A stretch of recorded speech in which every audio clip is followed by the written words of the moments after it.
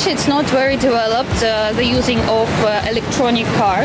And also I believe that this kind of car could be a great competitor in Russian market against European cars also. And the price, smart technique, how it's produced, it's very great. I found a few type of this car very beautiful, as a girl I can say. Today we are visiting this factory.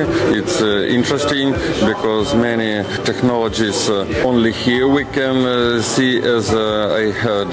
It's interesting how speed Chinese factories get all news in physics technologies and make these beautiful cars. Of course, I'm a big man that I like big cars because it's more comfortable. I don't remember the name, but this brown car which is big, comfortable and useful. It's interesting to see inside, to be a driver, and when they come in Russia, it will be interesting for many people to buy them.